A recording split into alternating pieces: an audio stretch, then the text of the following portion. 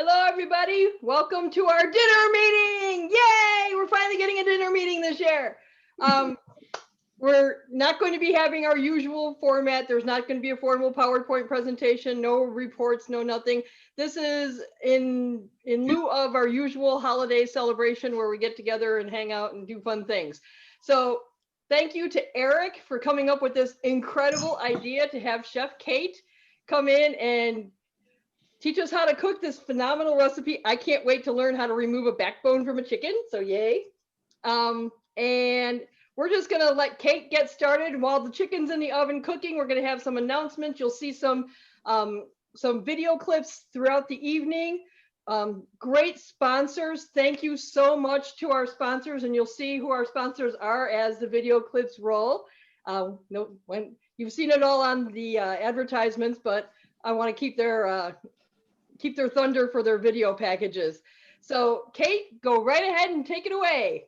All righty. Well, like she said, my name is Cate. I'm from Chicago, and I was on season 8 of MasterChef. I was actually on season 7 too, but did a lot better in 8. And I'm so excited to be here. And thank you, Eric, and all of our sponsors, and all of you guys for joining this class. It's going to be super fun.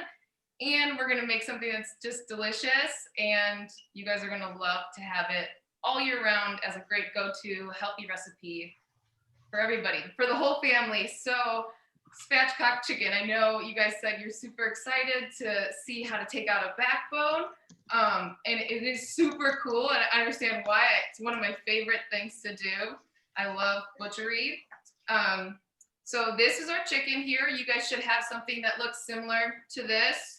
2 legs, 2 thighs, 2 wings, 2 breasts. And some of you guys might have had a little piece of a neck in your package of chicken. You can save that. If you threw it away, no big deal. I always love to save those pieces for stock or sauces like we're gonna use in this recipe today. But to start, you want to take your chicken and put it the breast side down, backbone facing up here. And if you guys have gloves, if you want to use gloves, please go ahead. And I know I mentioned before in the steps to do before the class, to dry your chicken and salt it. So if you haven't dried it, just make sure it's dry so you can have a nice surface to grab and work carefully so we don't cut our finger off. So you're gonna take this little tail end piece here. I'm gonna use a paper towel just to hold it and get a good grip on it. And you take a good pair of kitchen shears. If you don't have shears, you could use a knife. If anybody doesn't have shears, let me know. Everybody good with scissors? Okay, so I'm gonna do this facing up, hopefully, so that you guys can see. Our end cut will be just about 1 inch wide, maybe a little bit less. But the trick is you really want to follow the backbone as close as you can to this initial cut. So you're going to cut along the right side here, okay? Like this. And then every cut you make, you just want to make sure you bring your scissors up and follow that same cut. There's going to be a joint right here between the leg and the thigh. You just keep going. As you get up to the top, there's like an oyster right here, a chicken oyster. You can kind of angle your knife a little bit towards the center as you come up, but just keep slicing or cutting. And your chicken should look like this, okay? Now, technically, you could just keep going. You don't have to take out this backbone, but we are going to, because we're going to use it and utilize it in our sauce. And this cut right here gets a little bit awkward, but I still do recommend to keep the chicken facing this way. You could turn it this way, but you get a better clean cut doing it this way. Okay, so also fun fact, spatchcocking came from Ireland, or was a term that originated in Ireland, and they used it to dispatch the cock so that it was flattened, so that they could cook it quick and have a easy, quick dinner. Because if you were roasting this chicken whole, it would take probably double the amount of time. So we're gonna do that in an hour today. So it's really cool. So I'm just going along the other side, doing the exact same thing, following the backbone all the way up. I hope you guys, everybody see this, right? Last slice. So I have here backbone, and then here is my spatchcock chicken, right? So there's just one more step to do to get this chicken just a little bit flatter. You can see the breast is still kind of up at an angle. So we're just going to face the breast away from you. And you're going to take the palm of your hand here, kind of flatten it out like this in the front, and use your fingers to grab it, and then just press down. You hear that cracking noise, and that just flattens the breast of your chicken. So now you see beautiful, flat. And then some chickens at the grocery store or the butcher might have these little wing tips already cut off here. Whether they're there or not though, you can still probably tuck your chicken back. So I'm gonna do this facing you guys, hopefully you see it better. So you take the wing tip here, you bring it over the breast like this, and then tuck it, it will bend. You just tuck it back like that, like so, okay? Is that okay to see? So wingtip here, come over the breast, and then tuck it in just like that, okay? Everybody with me still? Yep. Yep. Yeah? Okay, great. So,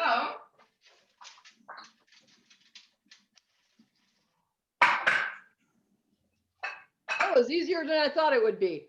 isn't that cool how it's so simple, but it's so handy. It's going to ensure that our chicken cooks evenly, because you always find that like a chicken is dry, or it's either a great chicken dinner or a terrible one, right?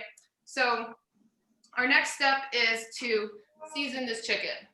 Everybody has their spice mixture or blend it up. If you don't, do that already or do that now.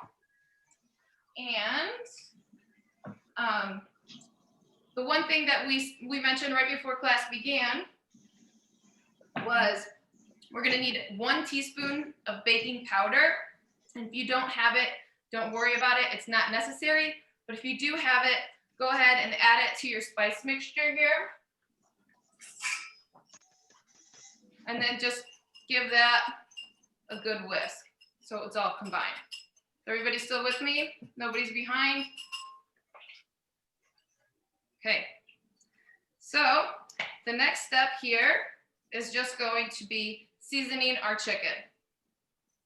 We're going to season first the breast side and then the underside, okay? So I'm going to just go ahead and season from above so you get a good even coating.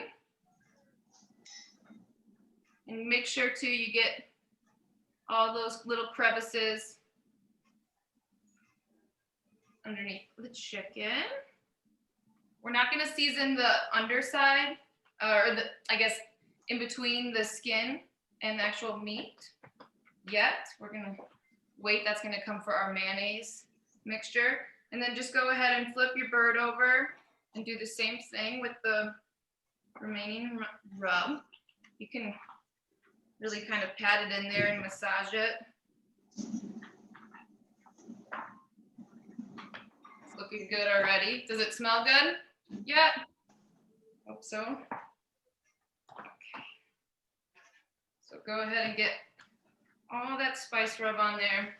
You could take any remaining rub, get it in a pile, pick it back up, put it right back on there. And then everything that's in our bowl here, any remaining rub, just leave in there. Rinse off your hands really quick. Don't cross-contaminate. And then we're just gonna go ahead and add 1 tablespoon of the Dijon mustard, 2 tablespoons of the mayonnaise. The mayonnaise made with olive oil is always a great item to use, I think, at the grocery store. It is really easy to make your own mayonnaise, and I would say that's your best option. But when choosing choices at the grocery store, I think it's always great. Hey, use the good, better, and best method. Like if you could choose something that's good for you, isn't that great, right? And if you could choose something that's better, like a less, I guess, toxic oil for you, like a canola that's really high in trans fat and saturated fat, then you can use something that's healthy, like olive oil. So it's actually good for you and for everybody, for the whole family, and it still tastes really, really great. I found that the Hellmann's with mayo is the best tasting one on the market, so that's great. And then we're gonna add our 2 tablespoons of lemon zest to that. Our, I think it was 2 or 3 tablespoons of oil.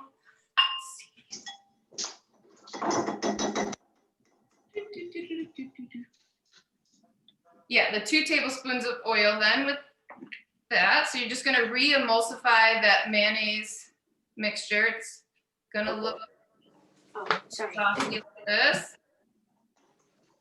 We're gonna add, if you guys have your herbs chopped up already, add about a tablespoon of fresh herbs. So you don't have to do this, but I just like to because I feel like it really gets that herby flavor underneath our chicken skin and really flavors the entire bird. So this next step here, we're just gonna go ahead and get this delicious mixture we made right here and get it underneath our chicken skin. So what I'm doing is I just gently lifting up the skin. Okay, can I ask a question?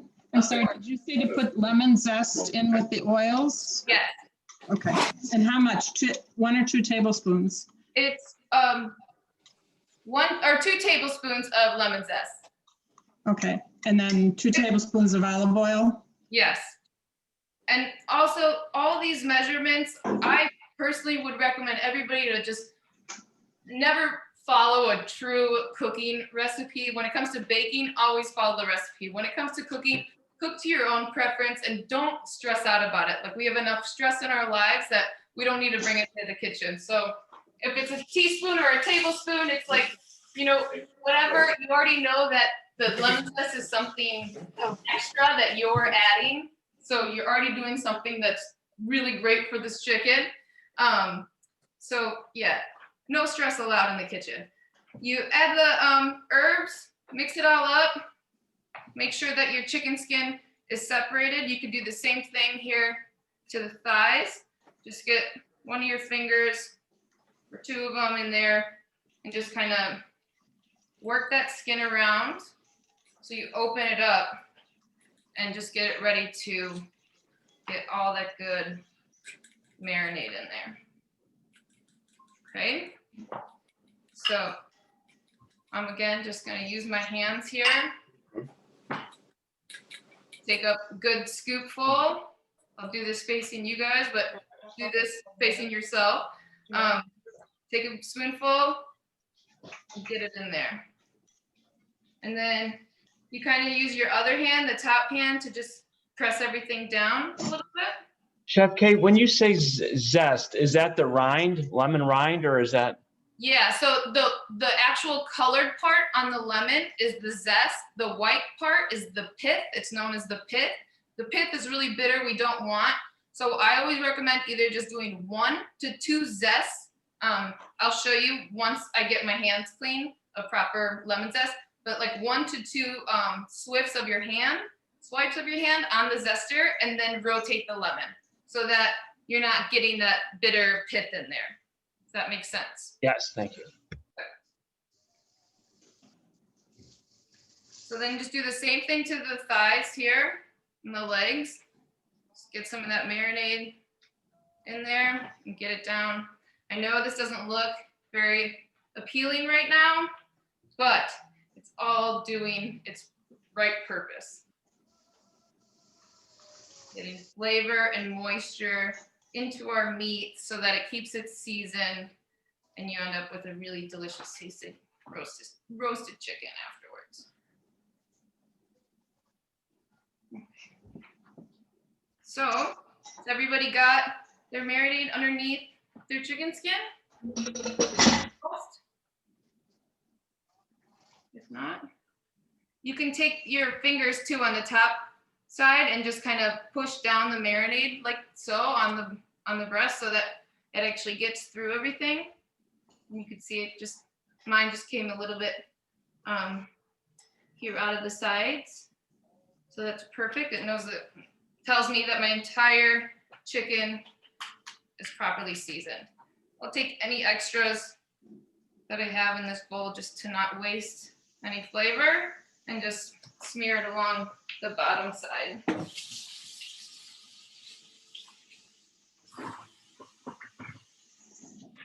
All right, now we're going to get this chicken. You can leave it on the cutting board, is what I'm going to do. You're gonna save this spine, this backbone that we removed. We're just gonna save it off to the side on another plate, clean plate.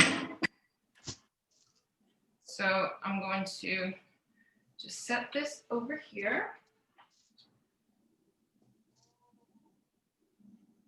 And we'll get our sheet tray ready for all of our vegetables, which are gonna absorb all of this flavor. So you guys should have your Brussels sprouts and your potatoes already cut. I'm using sweet potatoes today because I had some that needed to be used.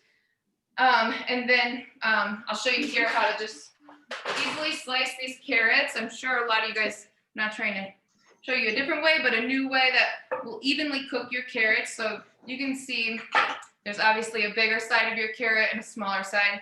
Some people might all have really small carrots. So if your carrots are small, I would just recommend cutting them on a bias. So if this was a long, skinny carrot, I would just angle it so that when I cut angle my knife, cut on a bias so that it's more evenly shaped in the end. You have two even sides. I'll just show you. This isn't going to be proper for if it was a small carrot, but this is what I would do.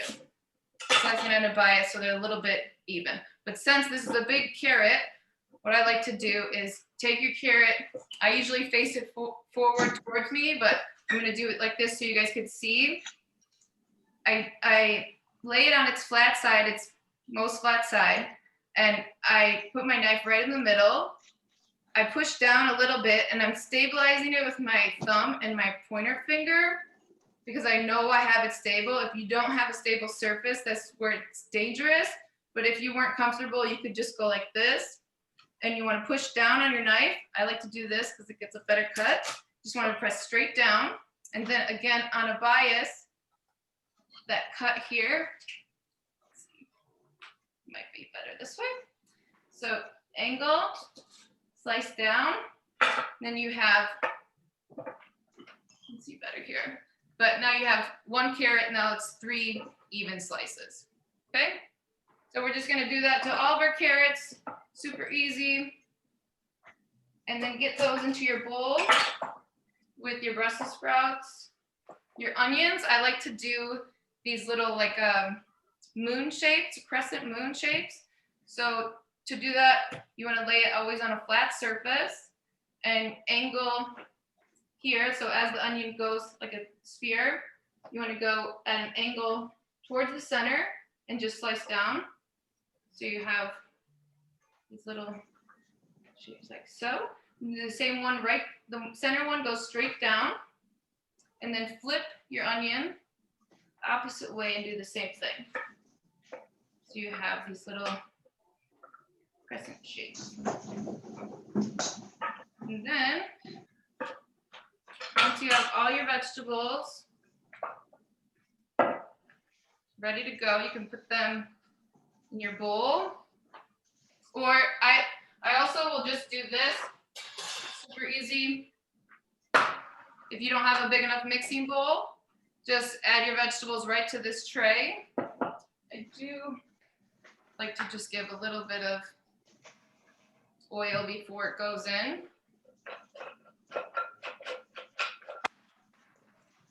Just lay all your vegetables. My carrots were really, really big too, so if you have huge carrots, you don't have to use them all, but mine looks like it's gonna fit in my tray here. If anybody has a problem with the space on their tray, like too little or too big, whatever, you could always use 2 sheet trays and just put half of your vegetables on another tray on one rack lower in your oven. So just add 2 things in there and don't worry about it. Right? So once you got your vegetables on there, you're gonna season them with some salt and pepper.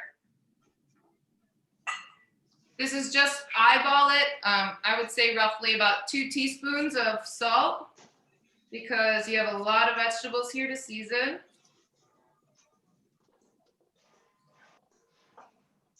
And if you have any herbs that you have chopped up already, you can go ahead and add those. I'm using oregano and thyme. I love them both, but I also really love sage with chicken and rosemary, but this is just what I had. And then a little bit of pepper. You're not gonna need too much oil, but you want enough oil to coat it because all that chicken fat from that skin is gonna be dripping down and then seasoning all of our vegetables. Another thing are the only like starch and carb that's coming from our meal is gonna be from our like potatoes. Of course, carrots have carbs, but they're not high in carbs. So we're really eating too, like all these vegetables are just super nutritious and you can tell by the colors that you're eating. So when you're eating food that's just laden with colors, you know you're getting a good, nutritious meal. You're eating, when, a lot of things people will say like, stay away from white food, white sugar, white processed things because you know it's bad. But when you see color, you know it's good. So I like to say, put the carrots, the bigger carrots around the outside. I also love like charred onions. So I really like to add the onions to the outside too. But the bigger potatoes, I like to leave in the middle so they absorb that fat from the chicken. But nothing has to be perfect here. So I got all my vegetables laid in here. Brussels sprouts, I do like to flip down if you can, the cut side down Brussels sprouts so that they get some good color. Okay. Is everybody still good? We're ready to add our chicken? Yep. Okay. Well, what about the garlic? Oh, you're so good. Thank you. Thank goodness I have a good team here. So the garlic, you have it as a whole garlic bulb, and you're just gonna take the top off by slicing down. Oh, my hands are oily. But you want to use this claw method when slicing, gripping with your fingertips and bending so that your knuckles are almost touching the knife. Like your first knuckle, your middle finger is touching the knife. And that way, you know, if your fingers are, or your hand is bent, that your knife will never hit your actual fingertips or anything for that matter. So take that bulb of garlic, sprinkle it with a little bit of olive oil so it's coated. Since I forgot, but if you guys were ahead of the game, thank you. So we have our finished tray here, bulb of garlic in the middle, everything else scattered out. If you don't have a rack, like I said, you don't need one. I'm just putting this middle one right on top. Doesn't even fit perfectly, but I'm gonna make it work. And then my chicken over here. You could just take the 2 legs like so, grab it, and then lay it flat. Doesn't matter which side goes in, just matters what side you put it in the oven. So We're supposed to oil the rack with olive oil? yeah, I just do a little bit of coating, you know, but you should really have no problem. There's going to be a lot of moisture. There's a lot of oil on the outside of our chicken now, so we should be good. But if you didn't do that, no worries. Okay, so everybody's oven should be at 500. Yeah, And chickens, is everybody's chicken ready and looking like something like this? Hopefully. Okay, so I'm gonna go ahead and put this in my 500-degree oven with the legs facing the back of the oven. And I have my rack in the middle of the oven, okay? Going in. If you also, too, I like to use one of these meat thermometers. If you don't have one, don't worry about it. But I'm gonna set this for 150 and put it in the breast, okay? I'm gonna actually, I'll bring this back over so you can see where I'll put it. So I have here the breast. I'm gonna go right in the center here, the thickest part, and I'm gonna put it straight down, and I'm gonna stop halfway so it goes into the thickest part of the breast, okay? And it's going towards the center of your chicken breast, okay? Just leave my hand one time.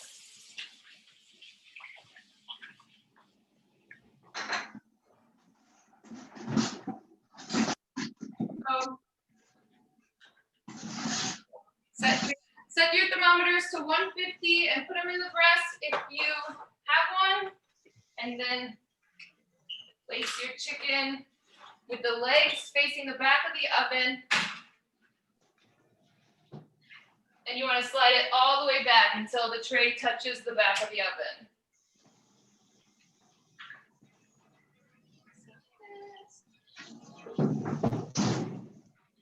And then also go ahead and put your timer on your oven or on your watch for 30 minutes. And this is just a quick note. I have on the recipe to turn your oven down to 425. If you have an oven that you always feel like my oven's super low or super high, adjust based on that, because everybody's oven is different. It's made out of different metals and it conducts heat differently. My mom's oven, super high. French ovens, super high heat. So just know your oven. If it runs high, leave it at 425. If it runs low, crank it up to 450, okay? But you're gonna move your oven down to either 425 or 450.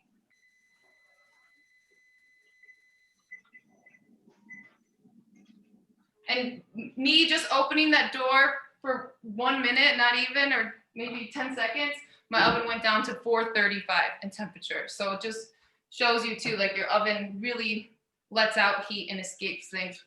Chef Cate, does the garlic go right in the middle Yes. under the chicken? Okay, Mm-hmm. thanks. Yes, chef. Anytime. Okay, so now, Eric, I know you guys had some things to run. Did you want to do that soon? And I can give you guys kind of like a little prep list to do while we do that. Sorry, I just had to unmute. Yeah, Oh. give me about 2 minutes and I'll get the videos going. You have something to get Okay, started great. and then I'll do the video? Perfect. Okay. Perfect. Okay, so the next, Can I ask a question, Cate? of course, So you preheat the oven to 500, yes, and then when you put the chicken in, you drop the temperature down to, 425. And I know it's dramatic and it's probably just adding more stress to this, but it's just because my oven runs really low, so I always crank it up to, and that's just what I know, you know. But 425 or 450, and don't worry about it either way, because when we check at 30 minutes, if your chicken's getting a little bit too done, we can turn it down, you know. So you would just always want to adjust based on what you know in your own kitchen. okay, so the 500 is just for the preheat session. Yeah, and it's also to really get that sear on that chicken and really start heating up that chicken skin and start melting that fat so we can get crispy skin. That's what the 500 degree is, to really get that oven hot and circulating a lot of heat before we add our chicken. Thank you. Of course. What do you think about broiling sometimes to get a singe on top? That's a great method, especially at the end. You just always like have to know your broiler, and you might just burn one center of the spot and then overcook your chicken breast, you know? So it's just not a foolproof technique. I would say for just chicken. It is a great technique to use to melt cheeses and crisp up skin and things like that. Or as a finisher, like if you know your chicken skin didn't get that crispy, maybe you didn't take off enough water, it will help you do that in the end. Just a quick broil for 2 minutes on low or something, just to melt any of that fat would be great. Okay. So the next thing we're gonna get started on here is our sauce. I have a little induction burner here just so you can see. I'm gonna heat it up.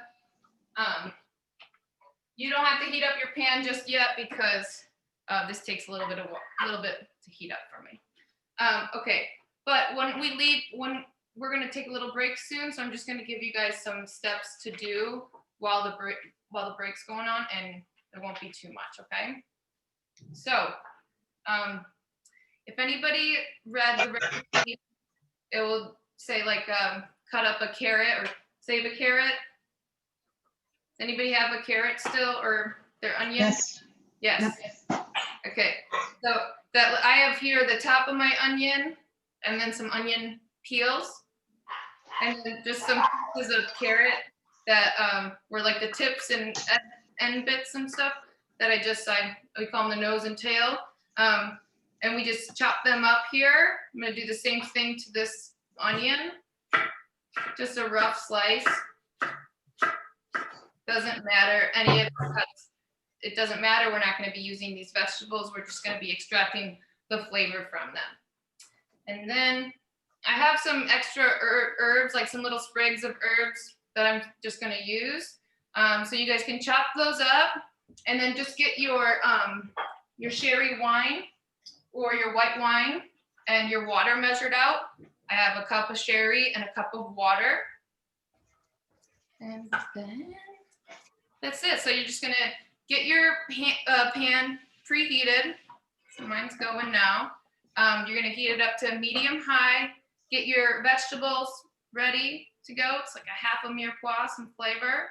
And then get your wine and water measured out and ready to go. Okay?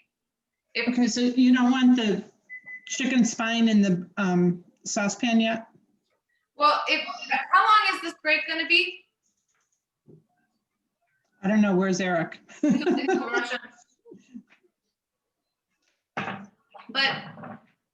if you guys have this done already and this is like super easy, You said a whole cup of sherry? 1 cup, yes, 1 whole cup of sherry and then 1 cup of water.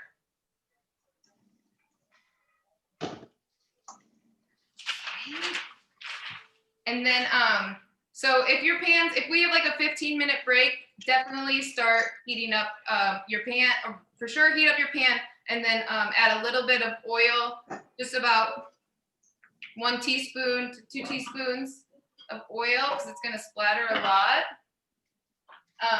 And then add your chicken backbone.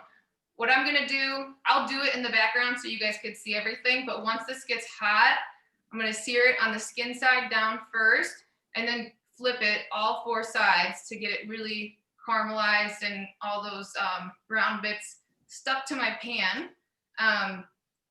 And then once I get a really good color on my backbone, I'm gonna add my carrots and onion and saute for 3-4 minutes.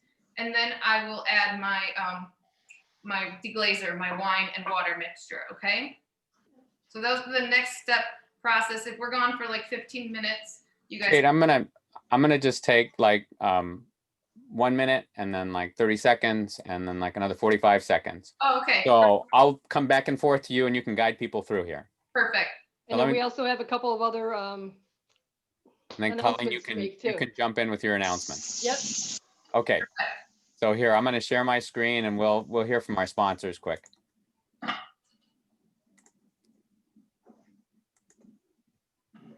I'll have to ask.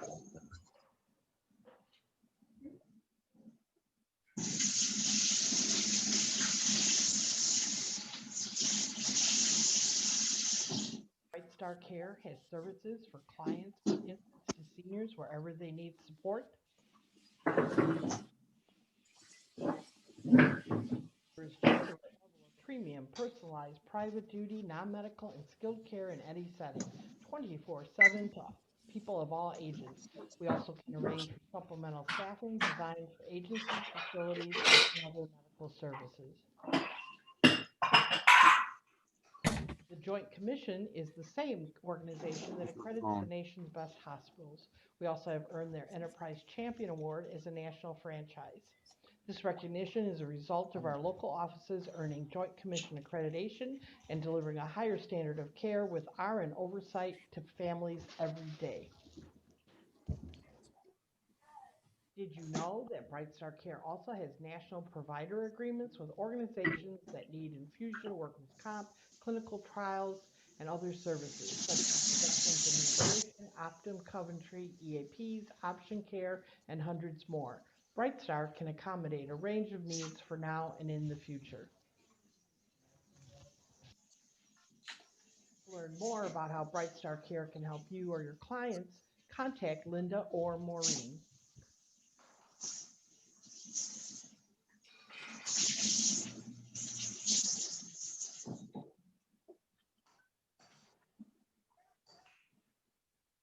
Okay, Kate, you want to say a word or two? Okay, so I'm gonna go ahead here on my end and add my chicken backbone to my pan. I can feel the heat rising. It's starting to smoke.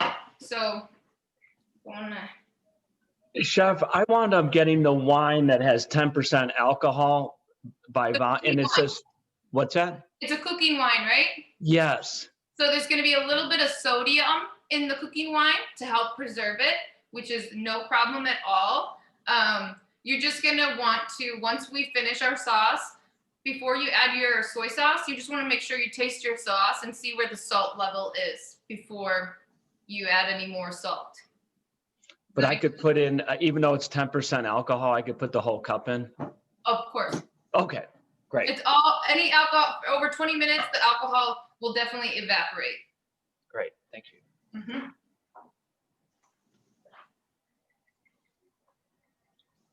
And Okay. Kate, is it hard for you to mute, or I can mute you? Because I can hear your pan sizzling, and I think it's Okay. overplaying our You little. want me to mute it right now? Yeah, I'll run another quick, if you're ready. Okay.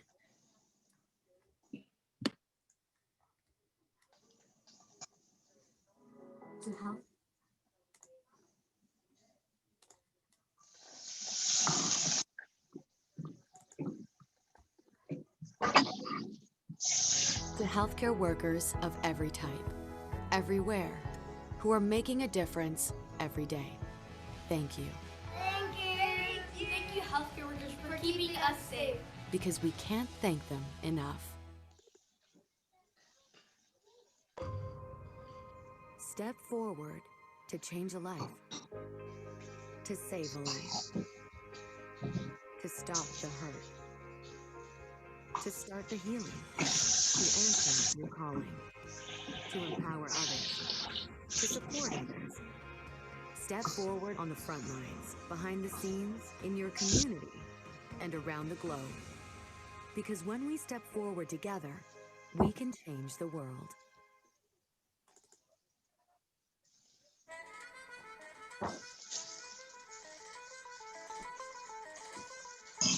We're pleased for the support of Mom's Meals for this evening's presentation. Our representative from Mom's Meals is Joe Smith, who unfortunately couldn't join us this evening, but please reach out to him for any of your needs. At Mom's Meals, they believe that better health begins with the food we eat every single day. Home-delivered meals can promote dignity and empower access for better health, and together they can make a remarkable difference to impact our communities.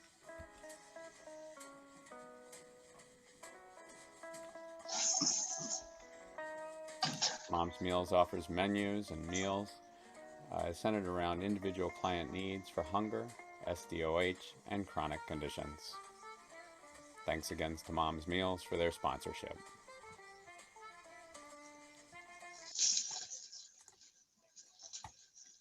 Okay, you're, excuse me, Colleen, you're back on.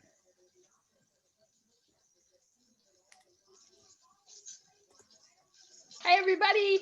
All right, so January 16th is our annual Each One Teach One that we usually have at Advocate Christ Medical Center, but it's COVID, so we're going to be virtual. You know, every year we do this and we get a great group of members, teaching members, and that's what it's all about. So look for that. We're looking at 4 to 5 CEs on a Saturday, January 16th. We will be having virtual meetings for February and March as well.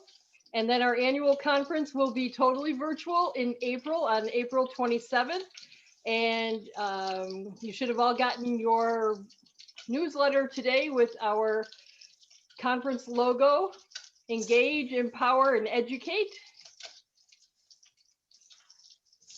And have great holidays. Back to you, Eric.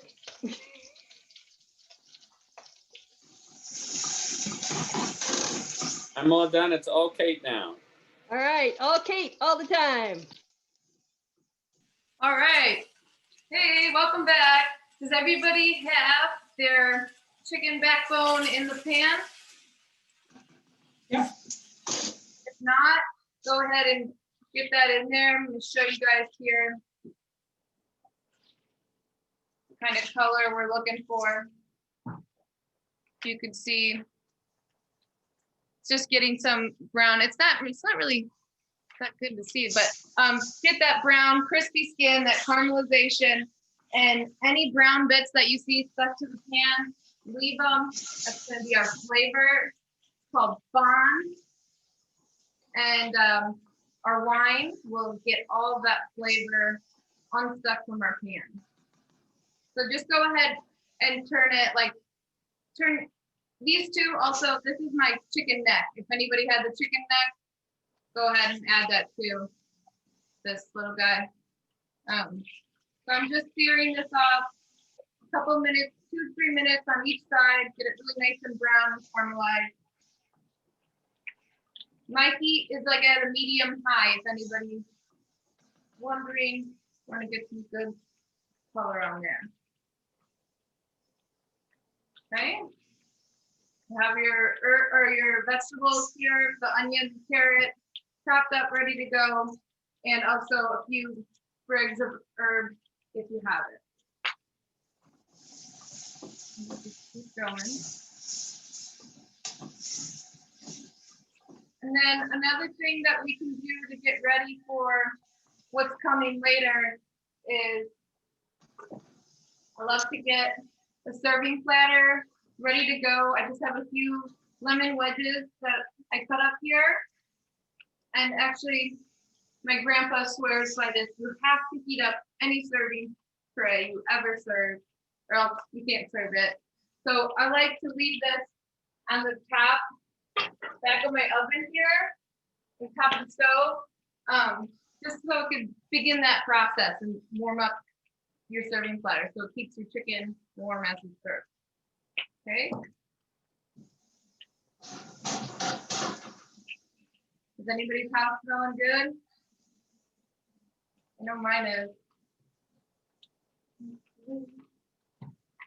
Also, this is a good thing to know. I love these squeeze bottles because you can really control how much oil you're putting into something, as opposed to a big slug and you're like, oh, wow, that's a cup, versus you need a tablespoon. So these are super handy. And in here, some healthy cooking oils that don't have a lot of saturated fat would be grapeseed oil and avocado oil. They have good monounsaturated fat for you. So I actually put a blend of the grapeseed oil or avocado oil with some olive oil, so that it raises that smoke point and gives you a really good cooking oil with some flavor. So olive oil is really good to use for salads and finishing, but it's not a great oil to cook with. So if you're cooking at a high heat like we are now, it's really handy to have a better oil, like a grapeseed oil or a canola oil. So my chicken is looking really good, getting nice and smoky in here. I'm seeing caramelization on all sides here. I'm just gonna let it go for about 30 more seconds. And you wanna move your chicken off to the side so that you make room for all your vegetables that are going in. So I'm just moving those over. I'm gonna go ahead and just add my carrots and my onions to the pan, okay? I'm not turning down the heat. I'm gonna leave it on high.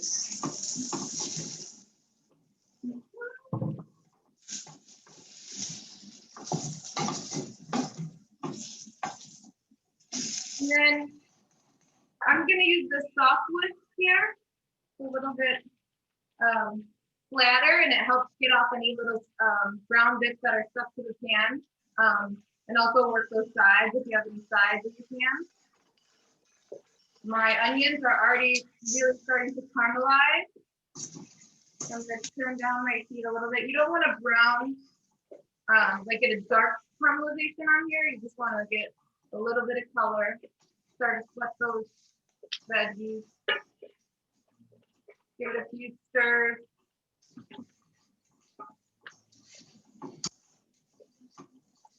And then just let it go. We're just gonna let this cook for 2-3 minutes. You could add a little bit of salt to your vegetables.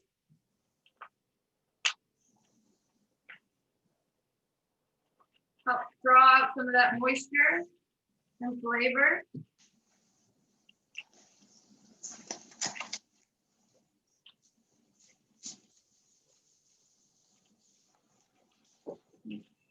Looking really good. Onion down.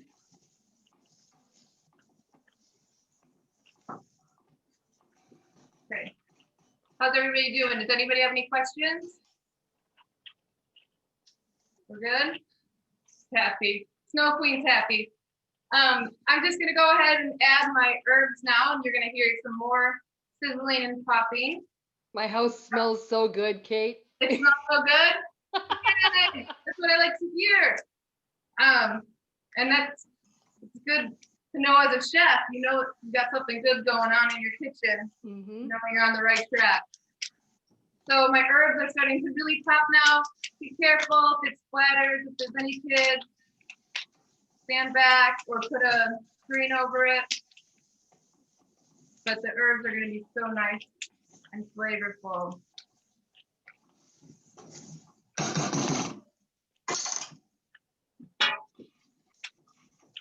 Beautiful. All right.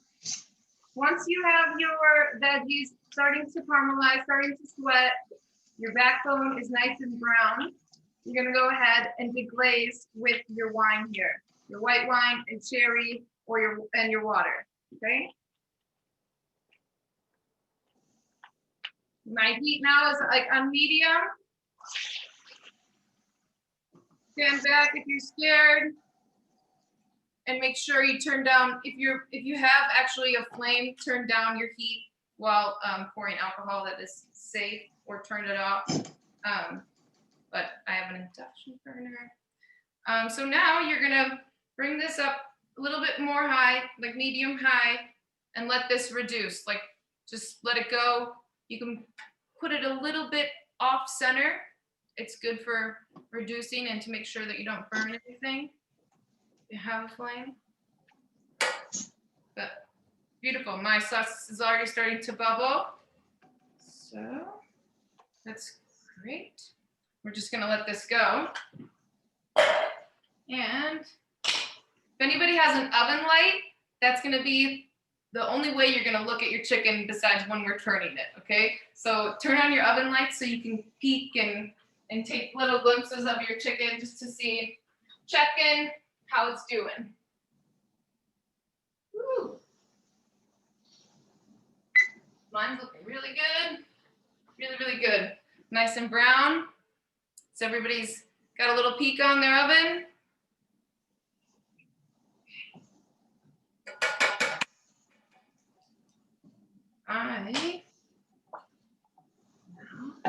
Do you think the vegetables will be more al dente in 30 minutes, or, you know? You mean like you're trying to pull that you don't want your vegetables al dente? I was thinking, would it be that way if it's only cooking for 30 minutes or so? Well, we're gonna cook it for a whole hour. We just want to turn it at the 30-minute mark. We're just gonna rotate the pan a little bit to make sure that if there's any chicken that's not getting proper color or caramelization, we'll try to help that out. But we're gonna cook for about an hour, depending on people's chickens. If it's 4 pounds, it'll be a little bit less. If it's more closer to 5 pounds, it might be a little bit more. And just something to know, you'll see at the grocery store something called fryer chickens versus roasting chicken or roaster chickens. And the fryers are known to be 2 to 3 pounds roughly, and the roasting chickens are known to be 3 to 4 pounds, sometimes a little bit more. So it's easier to cook than have a more moist chicken when you're roasting, and it's quicker, faster cook when you're frying. So everybody's sauce now you should see this steam coming off and smell all that wine. You know there's still alcohol in your sauce when you can smell it, and it almost like burns your nose. So we want to keep cooking that off until we can't burn our nose anymore.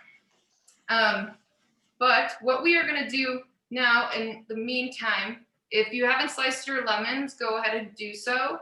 And I'll just show you a really handy way to get the most out of your lemons and cut them.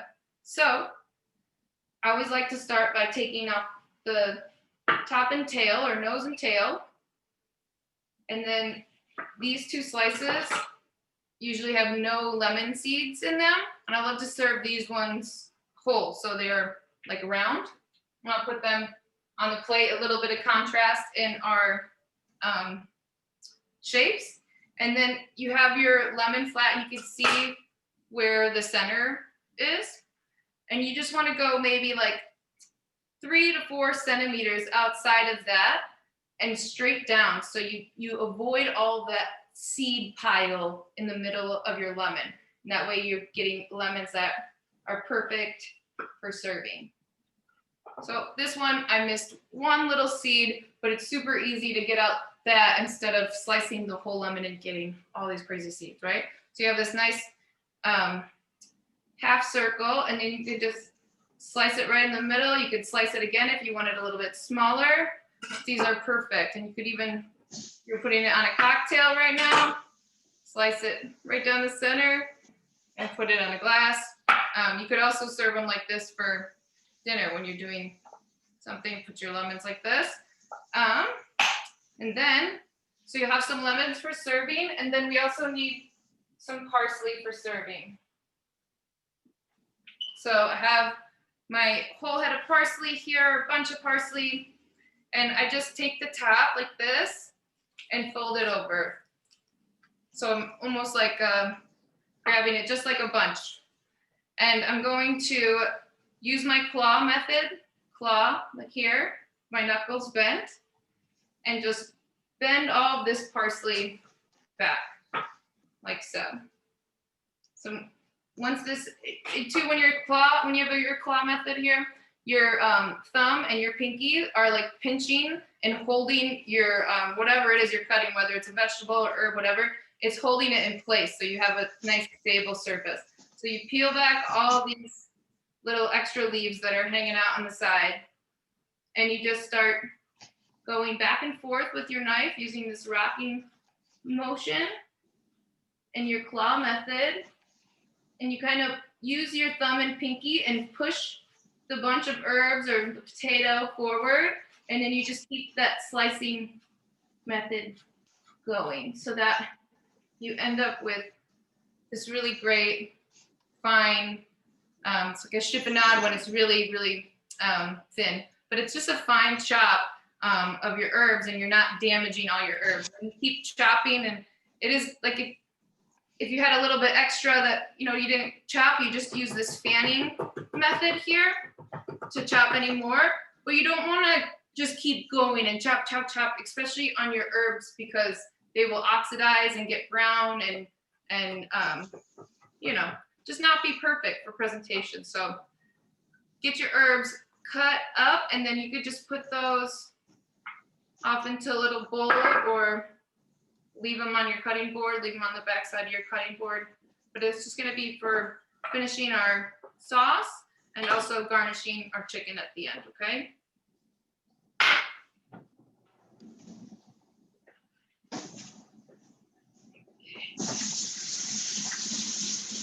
How's everybody doing? Does anybody have any questions? And does anybody have a thermometer in their chicken, like what their temperature is at right now? I'm at 111 right now. Nice. I'm at 120. So I'm just a little bit ahead of you. And if anybody sees that their chicken is getting a little bit dark or whatever, adjust your, or not dark enough, you can adjust your oven temperature by 10 or 20 degrees.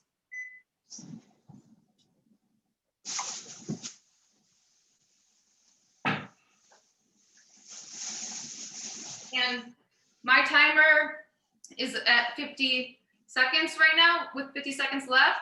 So I'm gonna go ahead and peek at my chicken and see where it's at and then rotate it accordingly. So if it needs to be flipped directly, 180, do that. If you need to do it on an angle, do that.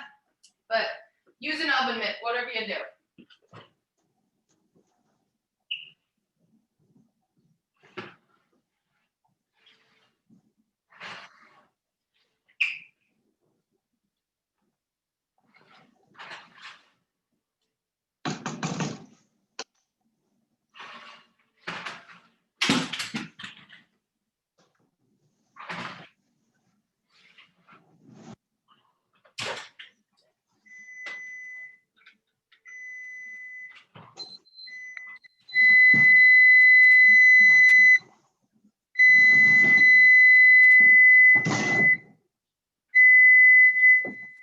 I'm glad we're all beeping at the same time. Okay, come on, you stay here. Oh. Thermometer problems.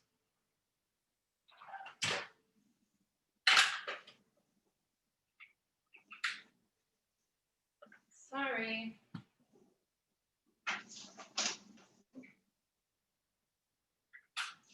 Okay.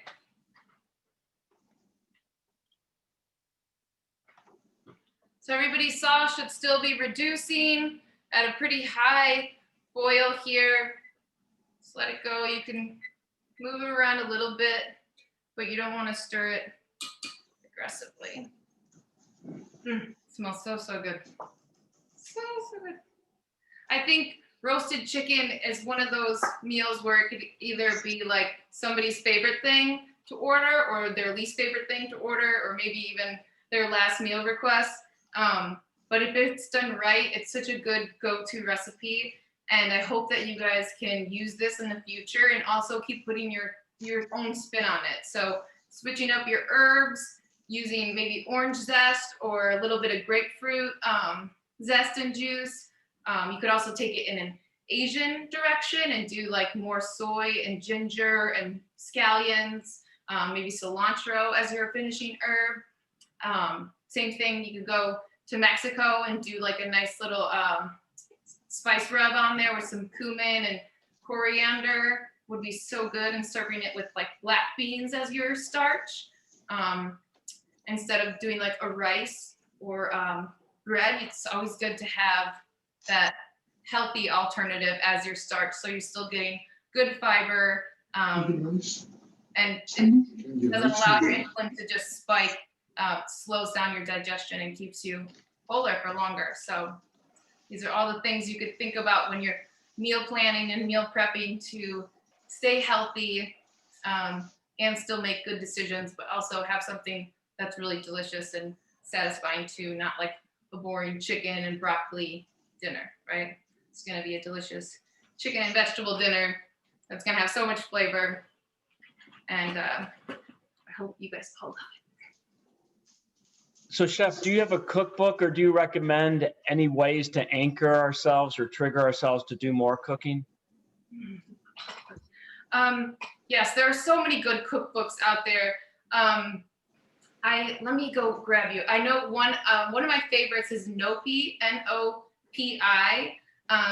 The chef's name is, I might butcher this, but it's Yotam or Yotam. He is from the Middle East, and he just does really vegetable forward food.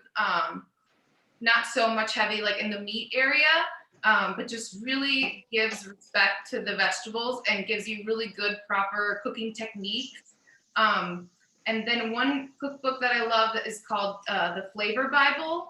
And it's not necessarily a cookbook with all these recipes, but it gives you the flavor affinities. So when it comes to chicken, it will say like chicken, and then it will list all of these different flavors like sage, rosemary, garlic, things you know, but also flavors you wouldn't expect, like juniper or just something a little bit off the charts, and you're like, wow, so these flavors really do go together. Like, why does chocolate and oranges work? It's that contrast of the acid and the little citrus bite versus that bitterness and the richness of the chocolate, So those are the things that I think are really helpful to know as a cook, and it will give you more inspiration. Like next time you're at the grocery store, like, ooh, this looks great, and this will go great with my chicken. It'll open your mind a little bit more to some possibilities, as opposed to just following other people's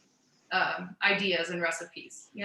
I think the best way to learn is to fail, in the kitchen, especially. You butcher something and it turns out terrible, you're like, oh, I know not to do it next time. I mean, it's true with a lot of things in life, but cooking especially.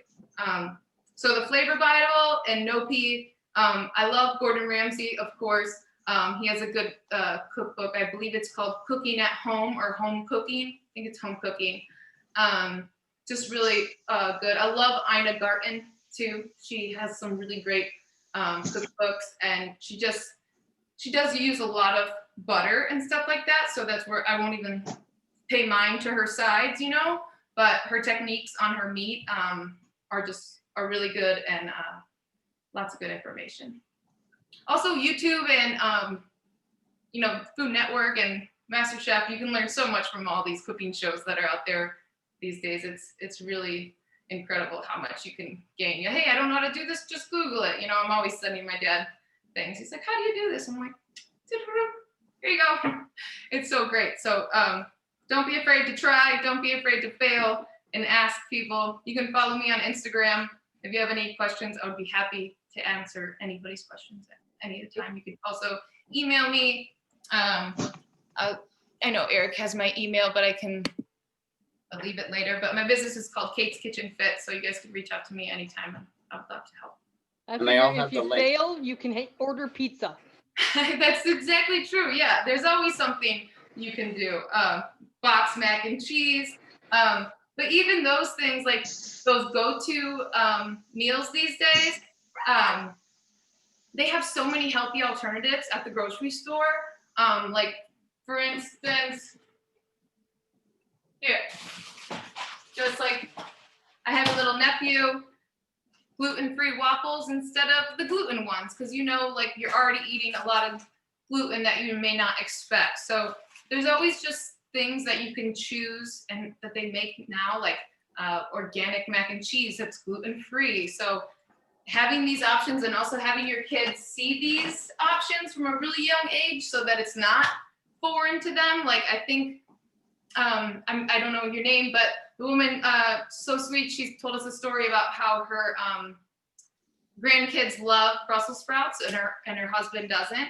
It's like those kids were introduced to those Brussels sprouts. I don't know what's going on here. That's because their mom was a vegetarian. Oh, see, yeah, but she introduced them to them at a young age so that they weren't foreign. Maybe and she was a vegetarian, but it did good for her kids, to just keep trying it. I knew when I was growing up, I would always run upstairs to my upstairs neighbor's house, and she was from Kentucky, and she would always have like salmon and collard greens and like be burning things, and my mom like hated salmon, and I was always upstairs just like expanding my palate, I thought. but I loved it, and I love to try new things. So I think just getting into As you said, I think it's a difference of like, I referenced my husband and I, we've been married over 50 years. So it's like what Brussels sprouts were like when we were growing up is Right. far different because they've become such a trendy vegetable in the last few years, As my grandpa would say, and how, and how they have. But that's so true. They're so trendy. Also, kale is so trendy now, cauliflower, all these things. You'll see an increase on their prices too at the grocery store. But let's see. But yeah, just trying them and trying them again, trying different techniques on how they're cooked. Like I said too, my grandma used to boil Brussels sprouts for like 40 minutes. Yeah. And salt on them, and they would just be like little dark, like whatever, half spheres of mush, and it was never good. So I always hated Brussels sprouts until I learned how to cook them. Well, I think, I'm old. Obviously, I've been married for 50 years, but, my mother's cooking, it was part of a generation where you just kind of cook things to death. It's like roast beef. Yeah. It was like dried up old roast beef because it never had any juice in it. That is so true. That is so true. My dad always says about my grandma's cooking, like she'd cook something till it was done, pull it out, look at it, and then cook it for another 3 hours or something like that. Exactly. But it's always fun. And too, I think those times, like when we're cooking for the holidays, it's always nostalgic and so funny. I think to me, and like, it's always like a can of this is all the classic recipes, a can of that, a can of that, so I think it's great and amazing to have those things, and also pay mind to how you can have better options for you some other times, try new things, get new nutrients and minerals in your body. So it's all good.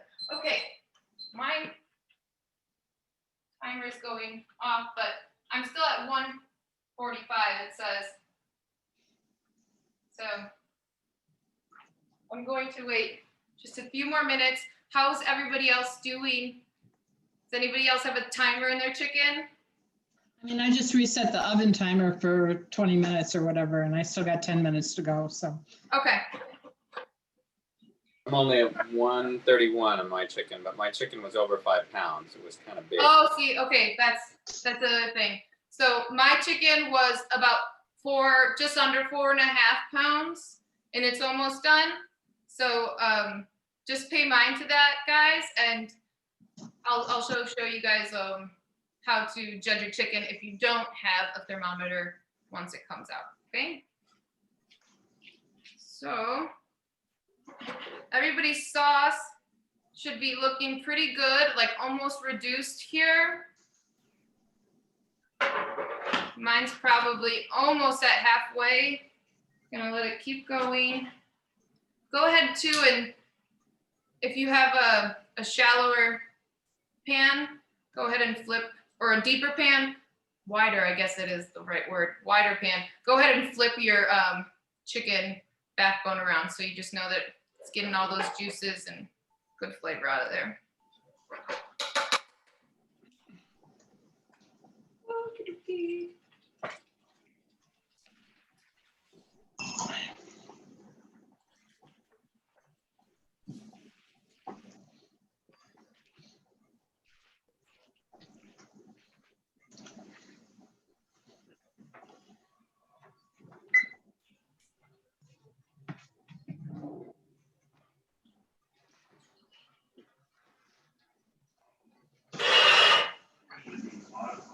Go ahead.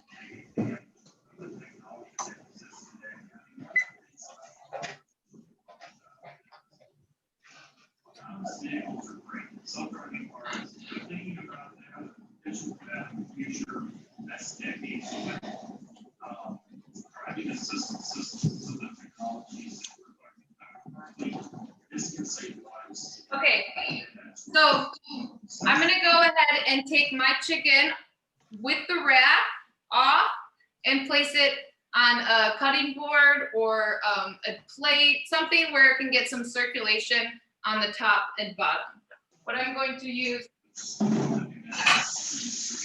It's just a plate that I can put off to the side and just put it right on top so it gets some air and proper cooling. And I'll take a little piece of tin foil, nothing crazy. We don't want to bring any steam or moisture into our skin, but we also just want to protect a little bit of heat that is escaping so it stays nice and warm.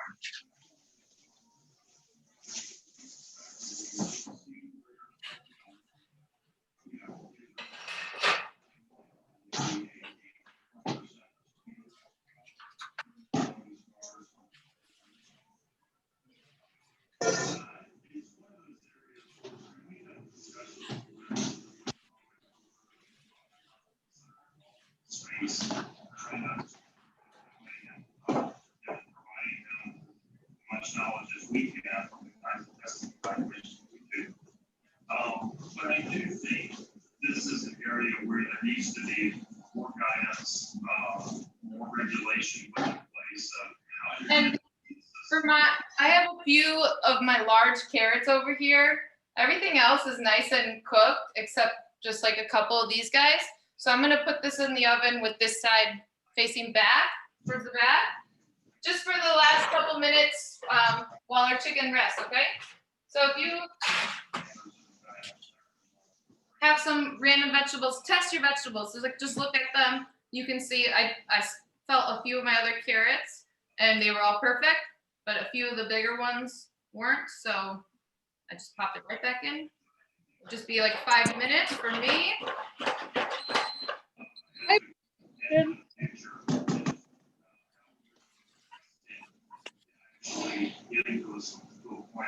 Okay. But how can you tell if you don't give it the mouth? Okay, I'm so sorry, this thing is so loud. 1 second. One notably is called Cate, K-A-T-E. Okay, I'm sorry, what did you say? How can you tell if your chicken's done if you don't have a thermometer? Okay, so there's a few methods. I like to use all of them when testing chicken because it's better safe than sorry. But one is juices run clear. So you don't want to see any juices that are red or thick, like, thick, kind of like cloudy. You want to be able to press on your joints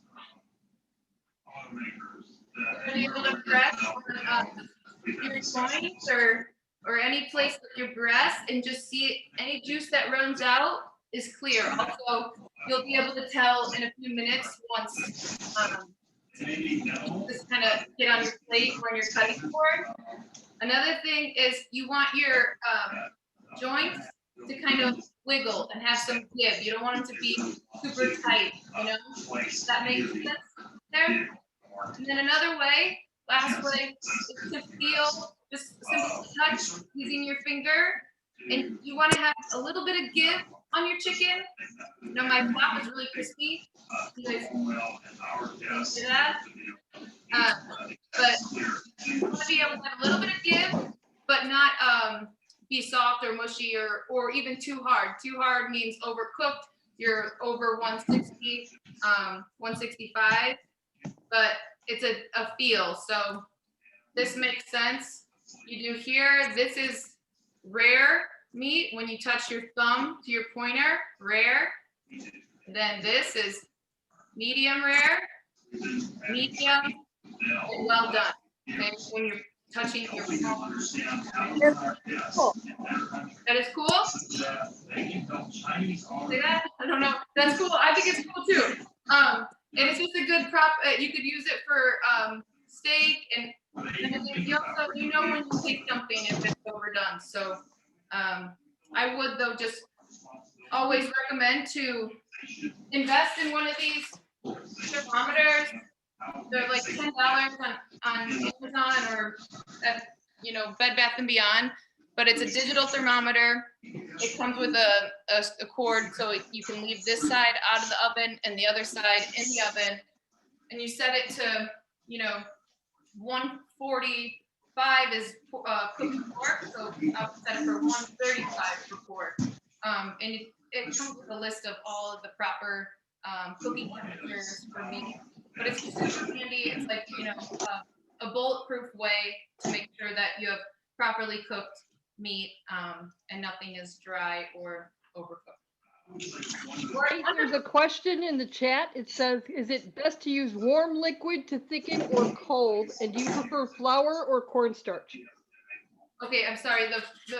Is it best to use warm liquid to thicken, or is it best to use cold liquid to thicken things? Oh, like to thicken a roux. I always use cold liquid when thickening a roux or a sauce. It's best to not create any lumps. And then your second question was? The second part of it was, do you prefer flour or cornstarch? Oh, so I would say it depends on what kind of sauce I'm making. Today we're just doing a pan sauce, so we're keeping it really light, and I'm not adding any thickener. The only thickener we're gonna use is our butter, which is gonna help emulsify the sauce.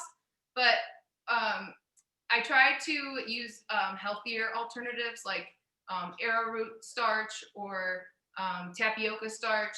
But if not, cornstarch works great when doing like a gravy. But if I'm making like a cheese sauce, I definitely use flour. And if I'm making a mac and cheese, I'm going to use real flour, not gluten-free flour. So I think it just comes down to the recipe and classic technique. There's certain, like Asian cooking, I'm always using cornstarch, you know, but French, I'm always using flour. So kind of just depends. I would say I have no favorite. It just comes down to the recipe, what I think is best. Does that make sense? That makes perfect sense. Okay, great. And I'm going to make a request to everybody. If you can please post a photo of your finished product in our Facebook group, that would be awesome. I see John over there taking pictures. And I will admit I cheated a bit tonight, guys, because I did not make a chicken. I made Cornish hens because they were smaller and easier for us. Yeah. I have 2. That's great, though.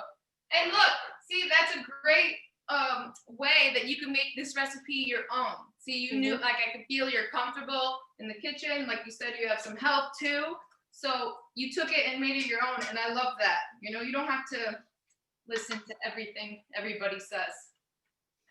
Okay, so I just went ahead and dumped my sauce that I had going in this pan and put it into a fine mesh strainer, or you could even use a hand strainer, just getting any remaining bits and sauces, or little bits and drips, I guess, in there. I'm just gonna use the back of a spatula and just press down gently. You don't want to smash anything here. You just want to get all that liquid out, waste nothing. Is everybody's chicken out of the oven? Not yet? If not, no worries. Mine's done.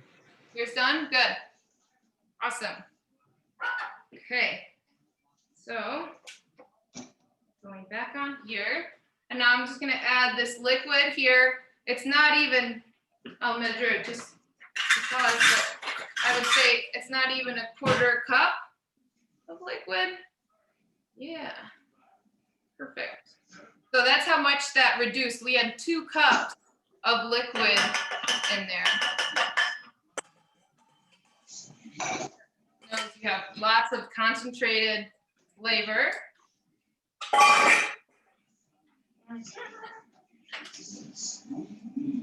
So I'm just going to go ahead. I'm recommended to somebody who asked about the alcohol too.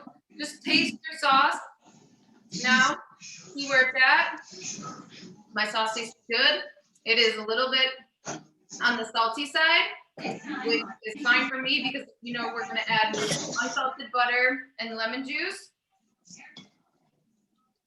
So we're just going to let this cook for a couple minutes. If you have a little bit more than what I have, a quarter cup, let it cook for like 3 minutes. If you have like what I have, a quarter cup, just a little bit of coating here in your pan, you can see that. Go ahead and turn down your heat so it doesn't evaporate too much. Oh, dude. Smells good. I heard somebody say it smells good. Woo! That means somebody must have walked into the kitchen. They finally got off the cup. Okay, so once the sauce is in, we're going to remove it from the heat. If you have a burner, just turn it off. I'm gonna go ahead and add 2 tablespoons of melted butter, or just, I guess it's cold butter that we're going to melt. Again. I want to do this swirling motion.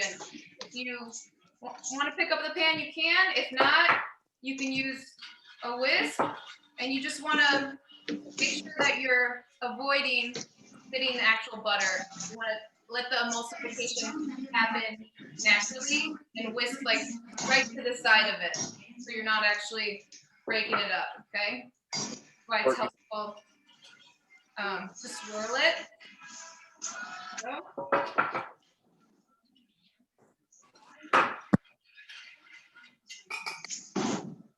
Okay, and then if anybody has any more like chopped herbs, you can add a little bit of those herbs to your sauce.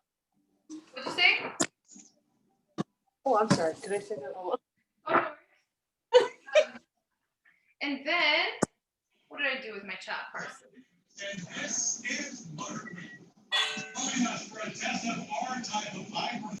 Aha, I found it. Okay, you can add a little bit of your freshly chopped parsley to that sauce as well. And then a little bit of lemon juice. And remember that lemon that we cut earlier? If you have that middle piece still, so the part with all the seeds, this is when I like to use the part with all the seeds so that I can get the most out of my lemon. I'm not wasting anything. And I know I could use my other hand or another mesh strainer to get any of the juices, okay? So, strain that in there. Just like you could just use a squeeze of lemon. You don't want to overdo it. That's why I poured it into the cup so I can taste.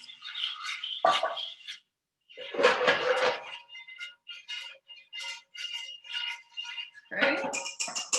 And then if you guys want to, you can add a splash of soy sauce or tamari. When tamari is just a gluten-free soy sauce. You could also use something called coconut aminos, and that's like a soy sauce-like product that they make out of coconut by fermenting coconuts. So I have this beautiful sauce here. You can see it's got the color of a gravy. I'll show you at the end of the color of it, but it's got the color of a gravy, but it's nice and smooth and thin. It doesn't have a lot of calories like a normal sauce would. Just 2 tablespoons of butter. Not a lot compared to how much butter a French recipe for a roasted chicken would have. And it's also too like an optional sauce, so you don't have to use all of it. You don't even have to use sauce because it's so good on its own. But I'm going to just add my sauce to a little sauce bowl that you can easily pour out of for serving. And then you want to use a clean spoon to taste your sauce. You can I love to taste by just dabbing a little bit on the top side of my hand and licking it. That way you know nothing you've touched before is on it, or you're not getting extra lemon juice or anything like that. And it tastes so good. So I hope you guys taste just as good as mine. And it's not salty anymore. It's just got a really good balance of flavor. So I'm gonna go ahead, pour that into my sauce. Pour that into my bowl, my sauce into my bowl. Okay, now, let's just get this out of my way here.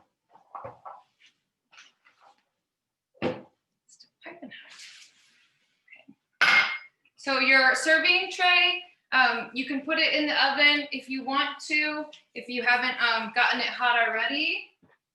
But mine is actually really nice and warm. Has anybody not finished their cook of their chicken? Everybody's good, cooked.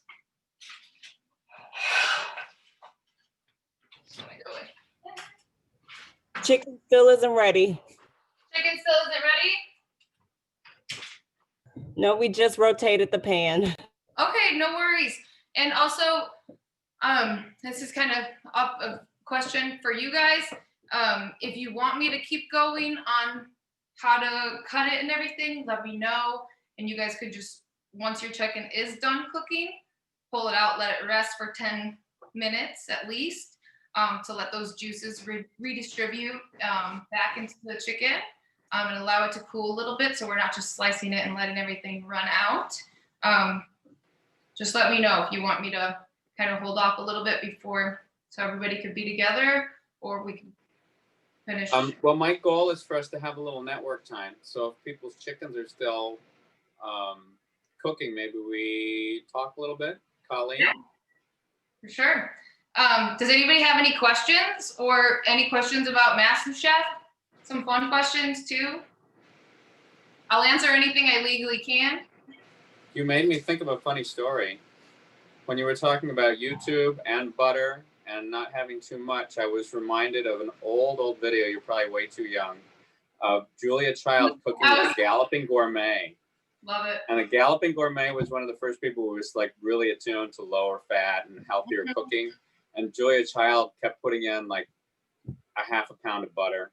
And he'd say, don't put so much in. And it's very entertaining. Every time he turns his back, she puts more butter in. More butter, yeah.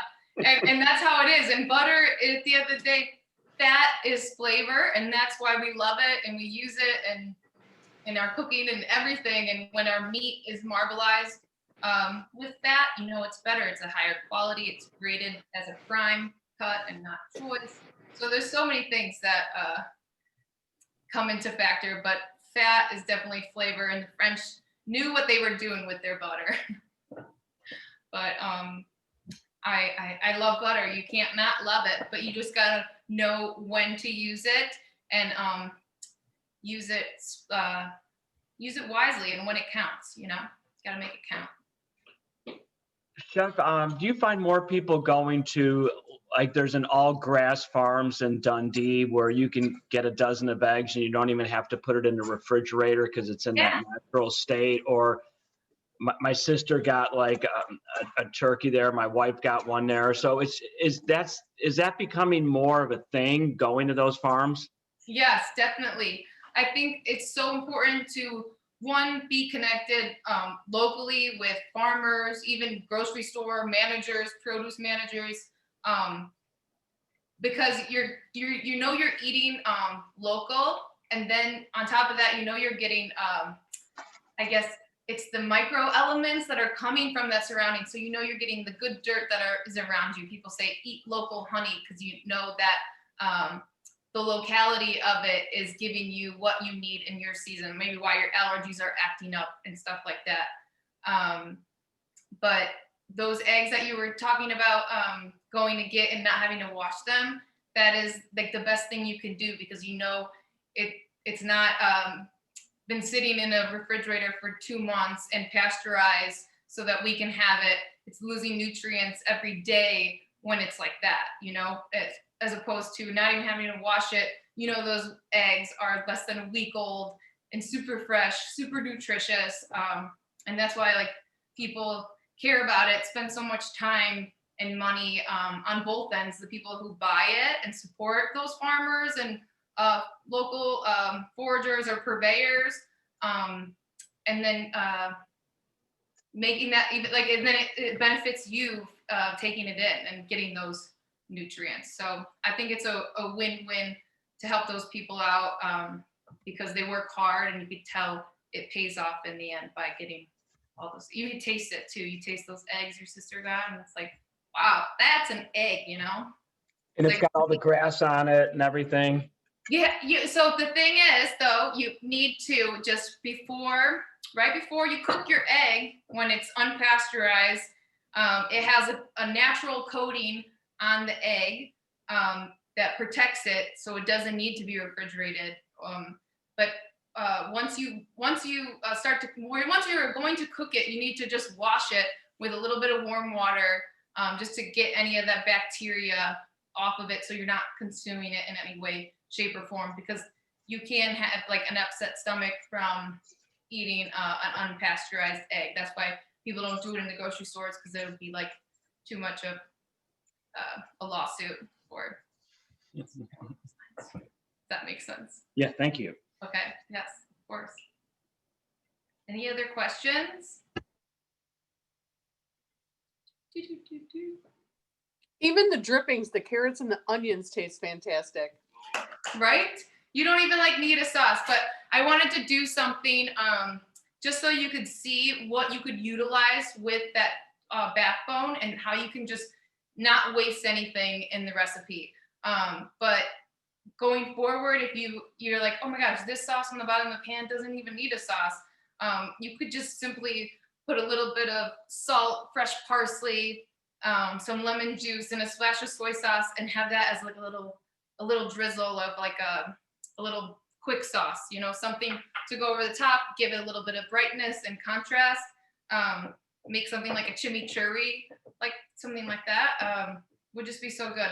You could take this recipe in so many different ways, serve it with sauce, without sauce, so many different things. So I'm really glad you like it. You're making me want to taste one too. So good. And my carrots, they're not overcooked. They have a little bit of texture. I wouldn't say it's al dente, like firm, but they're not super overcooked. Let me try. My Brussels sprout looks really good too. Nice color. Oh, it's really hard to see. Nice color, but it's always important to try these before you put them on the platter too, so you know if you want to finish them with a little bit of salt, pepper, anything. I'm gonna hit mine with just a little bit of finishing salt. And you can go ahead too, if you want, and just put your vegetables on a serving platter, or as my mom would do it, she'd just put the whole tray of vegetables on the table and be like, eat off of it. Help yourself. But go ahead and get your vegetables ready, get everything else ready besides your sauce. You have your lemons and your parsley ready to go. And then get a nice clean cutting board ready so you can cut your chicken. How's everybody doing with their chicken?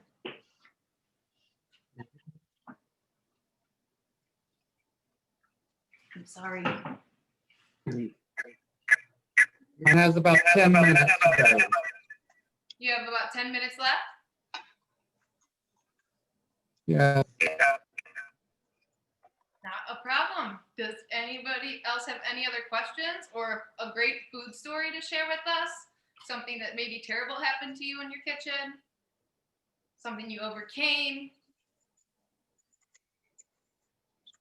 No? Okay. I'll tell you guys one. There was this one time I was actually on MasterChef. We were doing a pasta challenge, and I was given the pasta cavatelli. I don't know how to say it properly, but I had never made this pasta by hand before, and I knew what it looked like, so I was trying to make it look like that, but was not the proper technique. And I'm over there just like messing things up, and Gordon Ramsay came over and was like, "You donut, this is how you do it." And he like grabbed like two of them and like did it in like 5 seconds. Was like, pop, pop, pop. And I was like, oh, great. Now I have at least something to work with. And he saved me definitely from burning that day. I was like, wow, you really are a nice guy, Gordon. But no, he could have definitely let me burn up in flames. But that was a time where I was just kept going, kept fighting, and got it done. So My favorite stories are the ones about not letting it wreck your day. I love watching when I was a little kid, I watched Julia Child, and my mother said I used to call her my Julie Cook. And there's a show where she drops the chicken on the floor. She's just going away and she just drops it on the floor. And she says, well, whatever happens in the kitchen, no one knows. And she just rinses it off and puts it back in the pan and off she goes. Whatever. And that's great. That's great. You can have that mentality as a home cook for sure. That's so true. And you just got to overcome things. I remember one time a client of mine dropped the whole dinner that I was made for them for that day or for that night. And it was on the floor. It's like, okay, well, now you got to think of something to do, you know? And it's how you overcome those things, those fires, those kitchen fires, that will make you a great chef. Just maintain your composure and focus on what you have to do and what to do to make it better. And keep tasting, like taste everything. Taste your vegetables. Like when I'm nose and tailing my carrot, the bottom pieces, if I'm not using them for a stock or a sauce, they're going in my mouth so I can taste the flavor of it. If I have maybe a bad carrot or a bad lemon or whatever it is, there's always something that you can taste first before it becomes a big mistake in your cooking. Does anybody else? Plates. I think you have to plate for us, Cate. Okay, great. So I have my, let's see if I can get this a little bit better. Oh, I'm just gonna push this a little bit down so that you guys can see, oh, this chaos. The kitchen chaos behind the camera. Okay, so I'm gonna go ahead and transfer my chicken.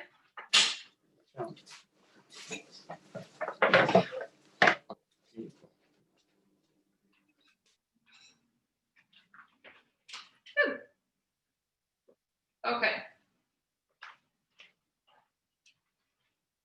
So the first thing you're going to do is you're going to see my legs here are facing me, closest to me.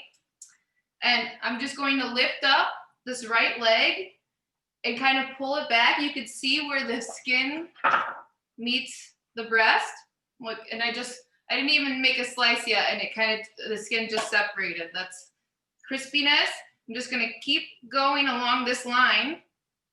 And once I get to the bottom, make one quick cut. So I have a leg and thigh. And then from here, you could just kind of push down on the thigh. And the juices just came out. They're nice and clear too. You can see right when I pop that joint, the juices came out and it's clear. So that's a good sign your chicken's cooked. And then you just go along where the leg meets the thigh and just make one quick slice.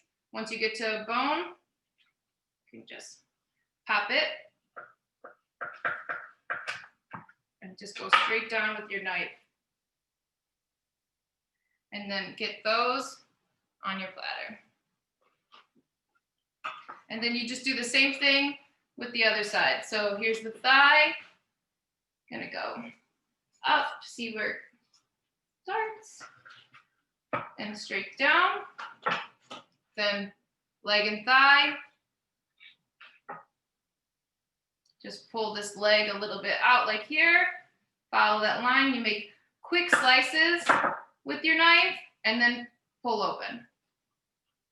And then once you pull, it should make a little snap by the joint and it'll see right where it opens up. Then you can too, on your platter, you want to just reorganize or restructure your chicken so you see the full shape of it and everybody could see like, oh, my favorite part is the wing or the leg or whatever. So then for the wing, you're just going to do the same thing. Pull it back, pop open that joint, and you'll find where that line or where the joint connects. Way out here. If anybody too is finding like, oh, there's my chicken doesn't look done or whatever, always check your breast too before, because sometimes chicken cooks at different temperatures, the leg versus the white meat versus the dark meat. But the breast will most likely always be done. So if it weren't, you could just take your legs and thighs, because your wings will always be cooked too, and just pop them back in the oven and put some warm sauce over it, so you're not overcooking everything. If that makes sense. Okay, so now when it comes to the breast, you can do two things. You could, one, if you want to remove all of the bones, if you don't like bones, you can do what I'm going to do right here. And then the other side, I'll show you if you do want the bones to, like, some people like to do the whole gnawing. I'm one of them. So no judgment. So what I'm going to do, make my claw, and I'm going to cut just on the inside of the left breastbone here. And then, like I said before, I'm just going to make quick slices. So I'm angling my knife and just slicing, angling, slicing. And you just follow that bone. The breastbone is going to come all the way down. You just want to avoid those ribs, that rib cage that's connected at the bottom. There you go. And then I like to just people always fight over the breast, so I like to just go actually at an angle and just cut those in half. See that juicy, moist, juicy chicken breast here? And the flavor smells so good. You guys should smell it. Like, I smelled right away, like the herbs and the lemon. It smelled just so, so good.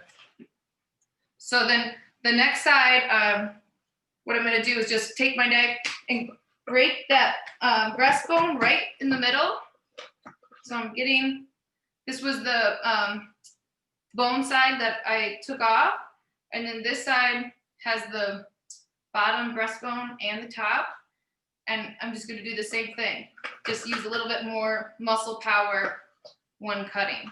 And that way you have that bone, any extra little bits that you want to get out, all that good flavor. And then, as I mentioned before, if you weren't going to use that backbone and you save it for stock and chicken soups and stuff like that, you can save these cooked pieces too. It gives even more great flavor to the end result of your stock or chicken soup or anything you guys make. So once I get this breast here, well, it doesn't look pretty now that I have one side different, but I wanted to show you guys that. So I would, if I'm serving this, I would serve the sauce on the side, but for presentation, I'm just gonna go ahead and drizzle a little bit of sauce around our plate.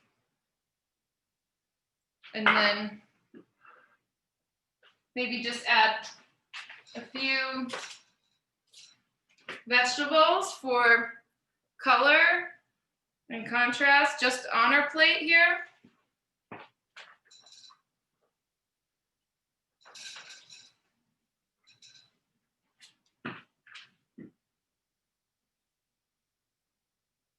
Okay. And then last but not least, a little bit of fresh parsley.